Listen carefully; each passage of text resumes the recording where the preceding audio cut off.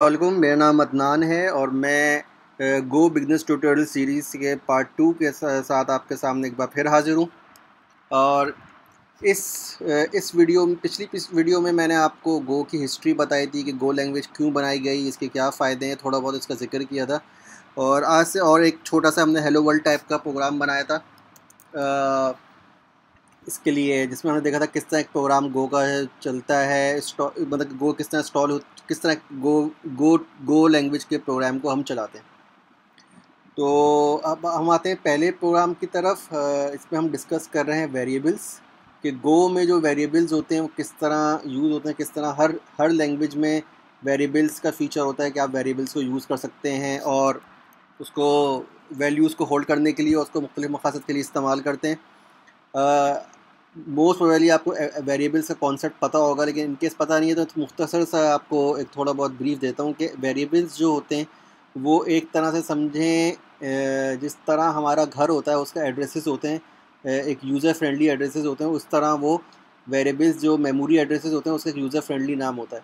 मिसाल के तौर पे आपका घर है और आपका एड्रेस है 524 ऑब्लिक सी 524/C एड्रेस है। तो आप किसी को बताएंगे तो आप ये बता देंगे 524/C, तो वो आसानी से पहुंच जाएगा। लेकिन आप उसको अगर मुश्किल सा, अब वो उसकी जहाँ पे मकान बना हुआ है, आप वो बताएं कि भाई वो इतना 150 फिट उसकी लंबाई है, 150 फिट उल्टे हाथ जाएं पे 500 फिट 50 फिट सीधे हाथ जाएं तो मेरा घर आ जाएगा। तो लोग कहेंगे कि यार ये क्या चीज़ है, तो उनको समझ में नहीं आएगा। तो समझे वेरिएबल्स भी इसलिए बनाए गए थे कि आपके मेमोरी एड्रेसेस को एक यूज़र फ्रेंडली नाम देने के लिए, ताकि जब आप उनको यूज़ करें तो आप जो वेरिएबल्स का नाम ले सकें, बजाय कि आप मेमोरी एड्रेस को आप रेफ़र करें, जो कि आमतौर पे हेक्साडेसिमल में होती है। चलिए अपना प्रोग्राम बनाते हैं हम। पहले जो हम डिस्कस कर रहे हैं कि इसमें गो के वेरिएबल्स किस तरह इनिशियलाइज होते हैं। PHP और पाइथन की बनिस्बत इसमें गो, जिस तरह भी और कोई भी कंपाइल्ड लैंग्वेज होती है, गो में भी स्टैटिक टाइप लैंग्वेज होती है, उसमें आपको वेरिएबल्स आप जो भी यूज़ करते हो उनकी टाइप बतानी ज़रूरी होती है। और वो कंपाइल टाइम पे वो फिगर आउट करता है कि इधर ये वेरिएबल जो है स्ट्रिंग है, इंटीजर है, बूलियन है, कोई सा भी है। तो गो में भी इस तरह के फ़ीचर है। इसके अलावा गो में एक और फ़ीचर है कि अगर आप शॉर्टकट भी है, शॉर्ट हैंड तरीके से भी आप वेरिएबल को आप असाइन कर सकते हैं। इसके अलावा पाइथन की तरह इसमें भी ऑप्शन है कि आप वेरिएबल को आप अगर नहीं भी टाइप दे रहे हैं तो वैल्यू की बेस पे वो फिगर आउट कंपाइल टाइम को फिगर आउट करता है कि आया इसमें कौन सी वैल्यू आ रही है। तो चलें हम अपने वेरिएबल डिफ़ाइन करते हैं। सबसे पहले एक इंटीजर वेरिएबल ले लेते हैं। ये मैंने प्रोग्राम बनाया हुआ है तो इसलिए कि ताकि एंड मौके मसला ना हो। ये मैंने एक वेरिएबल डिफ़ाइन किया और ये मैंने उसको प्रिंट कर दिया। तो इसको रन करते हैं, सॉरी, गो रन demo.go। आप देख रहे हैं इसने ज़ीरो प्रिंट किया। दूसरी जो लैंग्वेज होती हैं उसकी बनिस्बत गो में अगर कोई इंटीजर वेरिएबल उसकी डिफ़ॉल्ट वैल्यू ना हो तो उसकी डिफ़ॉल्ट वैल्यू ज़ीरो होती है। सी वगैरह में होता है, आपको इनिशियलाइज़ करना होता है और इनिशियलाइज़ के बगैर काम नहीं चलता। पाइथन में भी जहाँ तक मुझे याद पड़ा है कुछ इस तरह का है, या वल्लाह आलम। तो स्ट्रिंग होता है तो स्ट्रिंग को ये एम्प्टी स्ट्रिंग लेता है, इंटीजर को एम्प्टी इंटीजर लेता है। अगर मैं इसको फ्लोट करूँ, मैंने अब तक फ्लोट चेक किया नहीं है। अच्छा, आप ये देख रहे हैं यहाँ पे मुख्तलिफ आ रही हैं, यहाँ पे भी इंटीजर के मुख्तलिफ इंटीजर है। आप तो एक तो इंट ले लेते हैं, वो आ जाता है आपका बाकायदा। आप 16 बिट इंटीजर भी डिफाइन कर सकते हैं, 32 बिट, 64 बिट, 8 बिट, जो लॉन्ग शॉर्ट, जो आप सी में लॉन्ग शॉर्ट होते हैं वही चीज़ में भी है। तो इसमें फ़्लोट अगर मैं लेता हूँ, फ़्लोट 32 लिया और इसको मैं रन करता हूँ तो क्या करेगा ये, तब भी ज़ीरो, 0.0 डजेंट मेक सेंस, तो ज़ीरो ही ये प्रिंट करेगा। अच्छा, इसी को अगर हम इनिशियलाइज़ कर दें, 20 करके इनिशियलाइज़ कर दिया तो इसने 20 प्रिंट कर दिया। तो इस तरीके से आप इसको इनिशियलाइज़ भी कर सकते हैं। अगर मैं एक वेरिएबल लेता हूँ x = 10 और मैं इसको प्रिंट करता हूँ,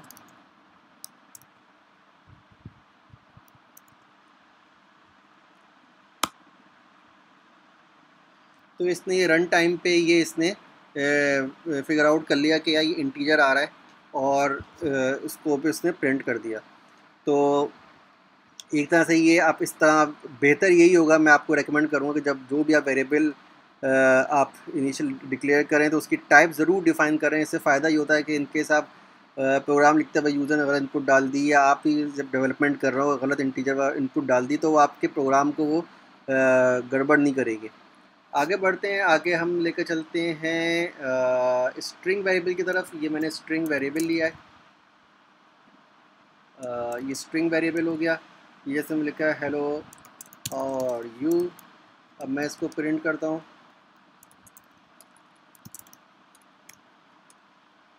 तो ये क्या प्रिंट कर देगा,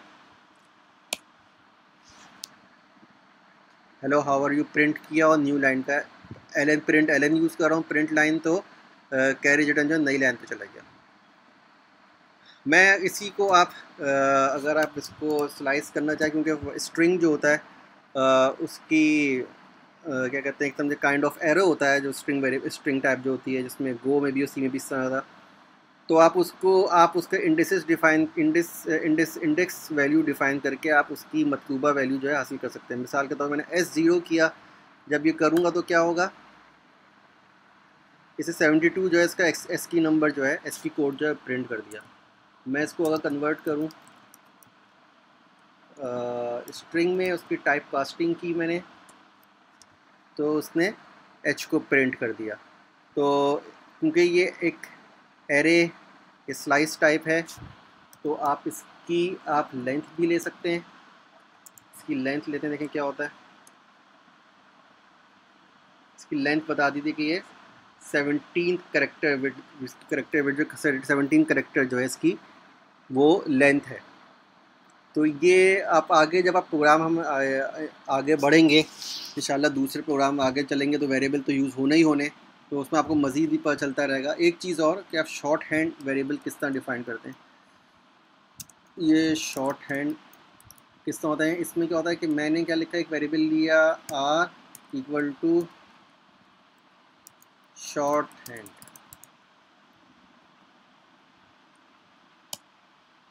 ओके, ये मैंने जानबूझकर रन किया है, ये मैंने वेरिएबल डिक्लेयर कर दिया है, इसने फ़ौरन एरर दिया कि डिक्लेयर बट नॉट यूज। तो एक सबसे अच्छी बात जो कंपाइल लैंग्वेजेस की होती है कि वो आपको फ़ौरन बता रहा होता है गलतियाँ कि यार कहीं आपके वेरिएबल ऐसा तो नहीं है डेंगलिंग वेरिएबल्स हैं जो आपने डिक्लेयर कर दिए उनको यूज़ ही नहीं कर रहे और वेरिएबल्स का कब्रिस्तान पूरा बन गया है। और आप VS कोड यूज़ करेंगे, ये भी आपको फ़ौरन बताएगा कि यार डिक्लेयर वर्ड कंपाइल करने से पहले। एक्चुअली कंपाइल करता है लेकिन हमें क्योंकि एडिटर के अंदर देख रहे हैं तो वो हमें ख़ुद कंपाइल रन करने की ज़रूरत नहीं है। अच्छा खैर, मैंने इसको प्रिंट किया,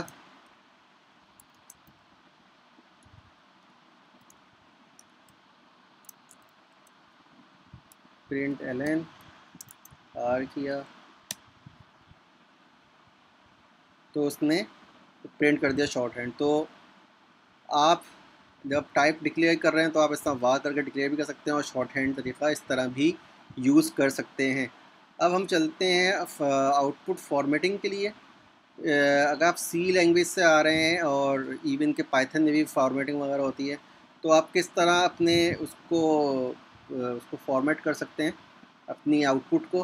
तो गो में भी इसकी फैसिलिटी है, तो उसको लिए क्या करते हैं हम, प्रिंट क्या है इसमें, print F I hope so कि मैं सही कर रहा हूँ। ओके, ये छोटा है, प्रिंट एफ %d और x, ठीक है। इसने इसको प्रिंट कर दिया।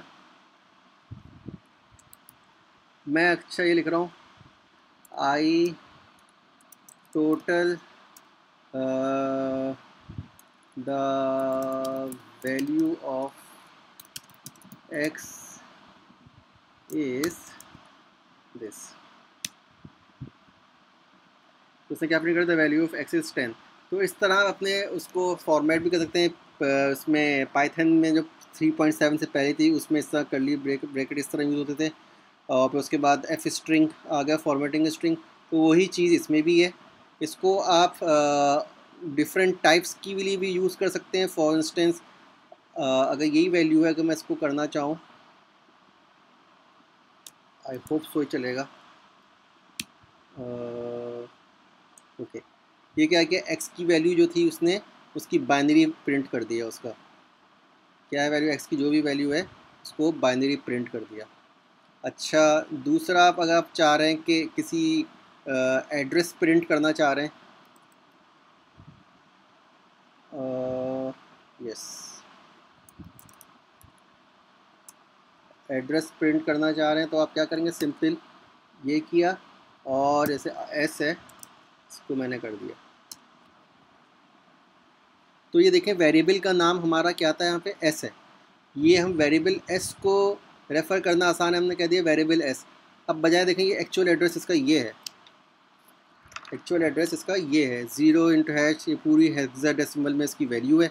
अब आपको किस तरह याद रखोगे, आपको याद भी नहीं रहेगा, ना लिख सकते हो, आप पागल हो जाओगे कि भाई क्या चीज़ है। पहले एग्जाम जब असेंबली में होता था काम तो इसी तरीके होता था, लकीली बाद में इसको रिफ़ाइन हुई लैंग्वेजेस, तो ये इस तरह हमारे पास सहूलत हो गई कि हम डायरेक्ट वेरिएबल डिफ़ाइन करते हैं और फिर इंटरनली जो है वो मशीन एड्रेस को, वो जब प्रोग्राम का रन होता है तो वेरिएबल्स की जो भी एक्चुअल वैल्यू जो होती है, जो हेक्साडेसिमल में इस तरह होती है, उसको जाके वहाँ पे जाके मैप करता है, वहाँ से वैल्यू उठाता है या वैल्यू उसको स्टोर करता है। दोबारा चलाते हैं, वही वैल्यू आ रही है। और अगर मैं इसको चेंज करूँ तो क्या होगा, कुछ फ़र्क पड़ेगा?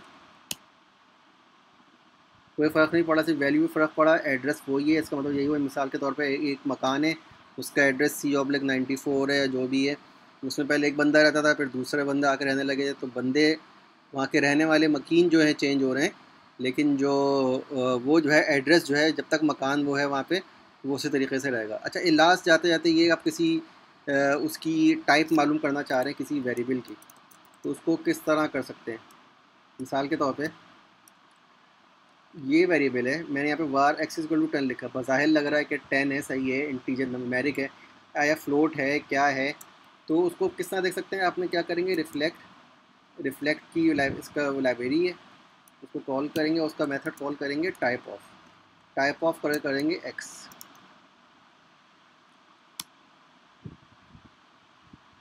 तो उसने बता दिया कौन सी टाइप है, ऑफ टाइप इनिट है। अगर मैं इसको 10.54 करूँ तो क्या बताएगा, फ्लोट 64 बता दिया, है ना ज़बरदस्त चीज़। तो आप टाइप ऑफ को यूज़ करते हुए आप इसको, आप किसी भी वेरिएबल की है उसकी आप टाइप भी मालूम कर सकते हैं। अगर आपको शक हो, अक्सर होता है वैल्यू पता नहीं चल रहा होता क्या आ रही है क्या नहीं आ रही, तो आप वो इसको देख सकते हैं। तो ये था हमारा आज, ये इख्तिताम हुआ आज की वीडियो का, तो जिसमें हमने सीखा कि वेरिएबल्स इसमें किस तरीके से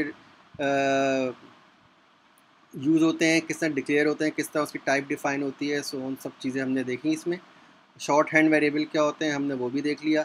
अच्छा देखें यहाँ पे ये गो में, जैसे एक चीज़ और बता दूँ, जैसे मिसाल के तौर पे ये वेरिएबल एक है, वार करके इस तरह लिखा है ना, var x = 10.4। अगर मैं इसको इस तरह लिख लूँ, ये मुझे ख्याल, मैं बताता हूँ क्यों आया ख्याल मुझे, var a 10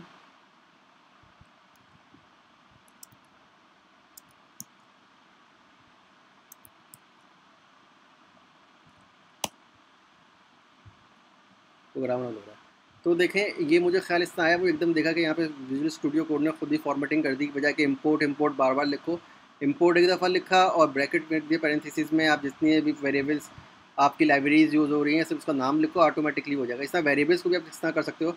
आप वेरिएबल बार बार लिखने की ज़रूरत नहीं है। मैं इसको भी यहाँ से हटाता हूँ और इसको भी मैं यहाँ पे डालता हूँ, ये हटाया, सही है जी। और कोई आ रहा है इस तरह का, नहीं आ रहा, इसको रन करते हैं।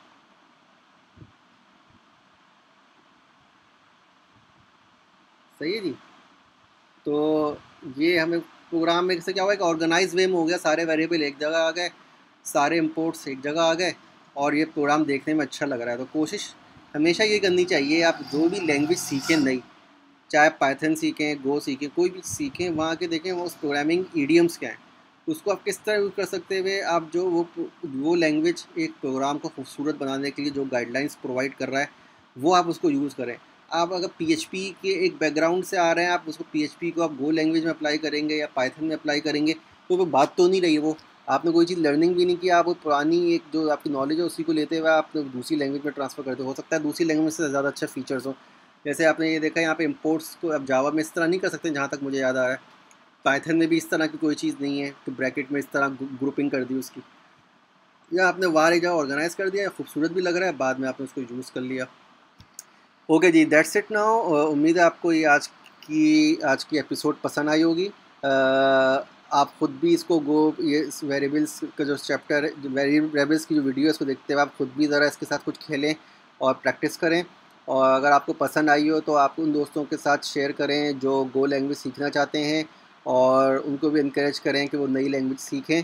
ज़रूरी नहीं है मुझसे सीखें, वो कहीं से भी सीखें, मैं ये नहीं कह रहा मुझसे ही सीखें, लेकिन आप ख़ुद भी नई चीज़ सीखें, अपने दोस्तों को भी इनकरेज करें। जैसे मैंने कहा कि लॉकडाउन चल रहा है, हमारे पास लॉकडाउन में आजकल टाइम थोड़ा ज़्यादा मिल रहा है, तो हम बहुत सी चीज़ें सीख सकते हैं, बजाय कि घर बैठे बैठे डिप्रेस हों, परेशान हों। तो उससे बेहतर है इस टाइम को यूटिलाइज़ करते हुए हम कोई नई नॉलेज, नई स्किल सीख लें, ताकि जब चीज़ें नॉर्मल होंगी इंशाल्लाह, तो उस वक्त जब चीज़ें खुलेंगी तो आपके पास एक नई स्किल सेट हो। आप जब जॉब को अप्लाई करें, तो जब और लोग जो फारिग बैठे हुए हैं, गेम्स खेलने में लगे हुए हैं, तो आप जो है अपनी नॉलेज जो आपने सीखी है कोरोना के लॉकडाउन के ज़माने में, वो आपने उसको नई जॉब के लिए अप्लाई कर सकते हो सकता है कि आपको अच्छी जॉब मिल जाए और आपको उससे मल्टीपल टाइम्स ज़्यादा उसको सैलरी मिल जाए। तो कहने का मकसद ये, सैलरी मिले ना मिले, कुछ हो, जॉब मिले ना मिले, लर्निंग जो है वो हमेशा जारी रहनी चाहिए। तो बस मैं इंतज़ाम करता हूँ, अपना और अपने आसपास के लोगों का ख्याल रखिएगा। Take care, bye.